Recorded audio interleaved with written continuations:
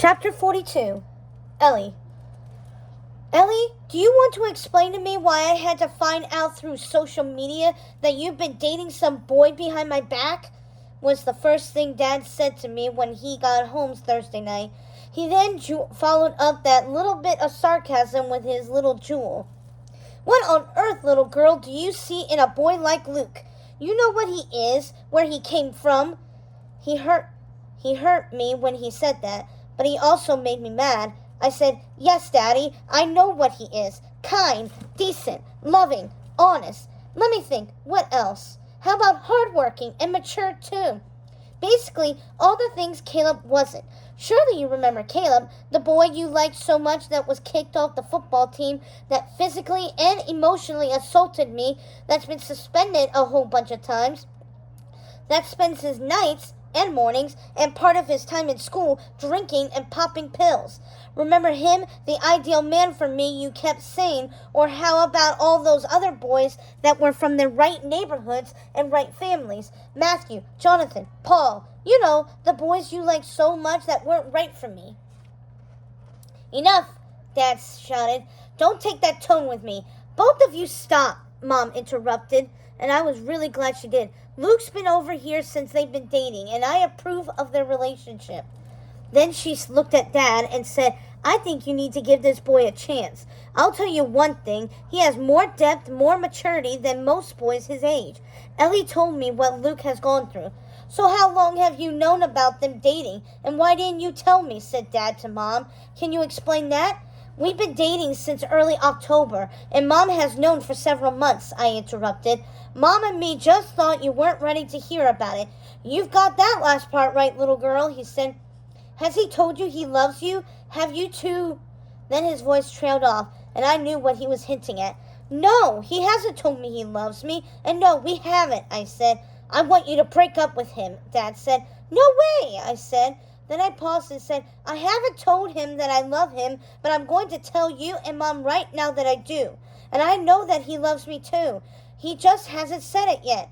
Ellie, I swear, girl, you are throwing your life away, Dad said. You have no idea how big, how huge a mistake you're making. You'd better listen to me. You'd better stop. No, you're the one that had better stop, Mom interrupted. Then she turned to me. Ellie, I want you to invite Luke over for dinner tomorrow night so we can all talk and your father can get to know the real Luke.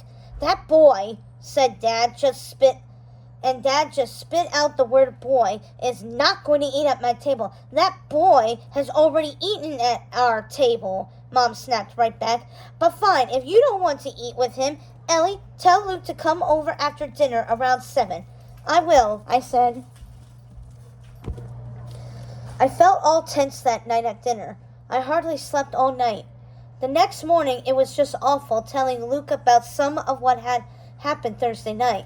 When Friday night rolled around and Luke came over, Dad just glowered at him when he came into the living room. My little brothers had wanted to stay in the living room because in their stupid male heads, they knew something was up.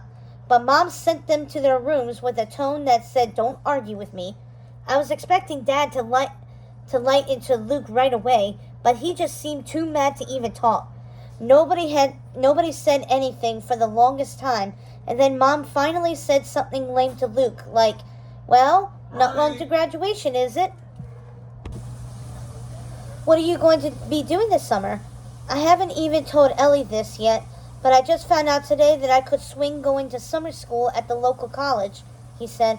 I'm going to take 2 classes. If I take 2 classes each summer for the next 3 years, and maybe take an independent study or 2, I can graduate in 3 years. Then hopefully get a teaching job around here somewhere. My grandfather bought some land from me before he died. I'm planning to build a house there after college. Hopefully everything will work out for all that to happen. When Luke said all that, I almost jumped right up and kissed him. But all I did was smile and look Dad in the eye. Come on, Daddy dearest, say something to all that.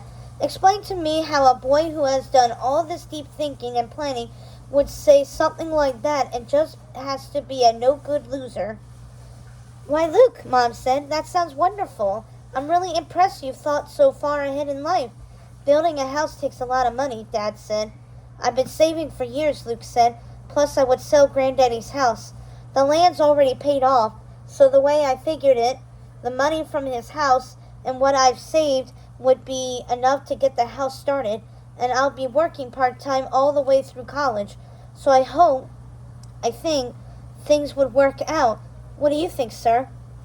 Luke looked at Dad when he said that. All Dad did was mumble something that I couldn't hear. I don't remember much about what we talked about after that. All I could think about was how I hoped Luke would want to take me to his land soon, and what it would be like to maybe live with him there one day.